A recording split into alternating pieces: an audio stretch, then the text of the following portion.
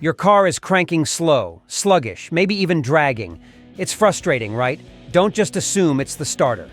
Slow cranking has many causes, and we're diving into them today. This is MPA Parts Smart, your aftermarket automotive experts, and if you're tired of guessing, hit that subscribe button. With ASE certified master mechanic Nelson Davis, we're about to diagnose this problem and even tackle a tricky P0339 issue specific to 2008-2009 Honda Accords. We'll check the battery, cables, and even show you how to perform a PCM Relearn that could save you hundreds. Don't waste money replacing parts you don't need. And now here's ASE certified master mechanic Nelson Davis. So today we're going to look at slow cranking issues, sluggish cranking, where the engine seems to be cranking over a little bit slow, a little bit sluggish. Maybe the starter seems like it's cranking slow and dragging. And these are issues, obviously, that can apply to any vehicle, and there's some key considerations that you want to look at and think about that could apply to any vehicle that has those sort of symptoms. We're also going to look at a particular issue that can occur on 2008 through 2009 Honda Accords with the 2.4-liter four-cylinder engine. So first off, as I mentioned, there are two key things that you want to give consideration anytime you have a slow cranking or sluggish cranking issue, and that would be the battery and the battery cables.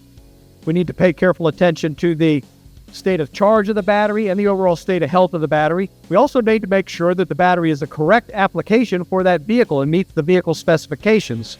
So if it requires an AGM battery, obviously there needs to be an AGM battery in that car. If it requires just a conventional flooded lead-acid battery, then that's what should be in the car.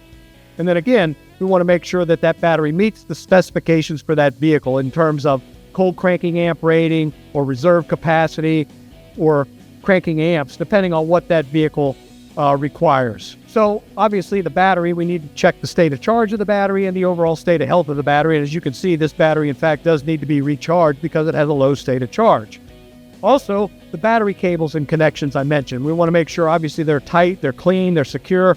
You'll notice there's quite a bit of corrosion and oxidation on this positive cable here. Also, if you pay careful attention and look closely at this positive cable, you can see that it's very damaged. It's the cable, the insulation is frayed, the cable itself is frayed, the wire's damaged. If you trace the negative cable down from the battery where it connects to the body here, you can see obvious evidence of corrosion, oxidation, some of that green oxidation growing on that battery cable. Well, voltage drop test is probably the best thing that you can do to determine the overall condition of those battery cables and whether they need to be replaced or not. So these, again, are things that you need to consider anytime you have a slow or sluggish cranking complaint on any car. It could apply to any vehicle that has those sort of symptoms.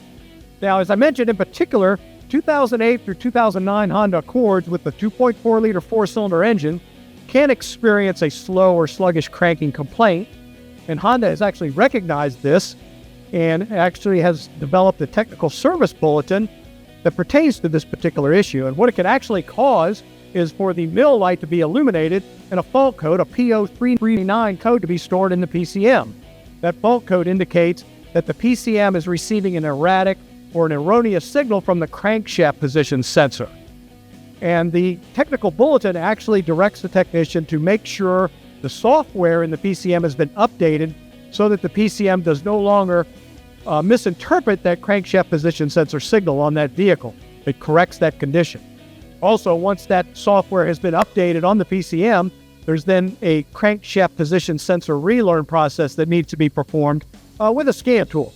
This crankshaft position sensor relearn process can be performed with most modern scan tools as long as they are updated with the correct software and they have bidirectional capability. On this particular scan tool, we just need to go to the service function, then go to powertrain, and then adjustment. Once we're under that part of the menu, you'll see that there is a crank position pattern relearn process. We just click on that. We choose crank pattern relearn, and then the scan tool will guide you through the basic simple steps in order for the PCM to relearn the crankshaft position sensor pattern and go through that relearn process. Again, this will need to be performed after the PCM has been updated, or you've verified that the PCM has been updated with the latest software, which will correct for the PCM misjudging the crankshaft position sensor and causing the mill light to illuminate and that P0339 crankshaft position sensor code to be stored in the PCM. Thanks for watching. Now you know how to beat that slow crank. Don't forget to like and share this video to help other drivers.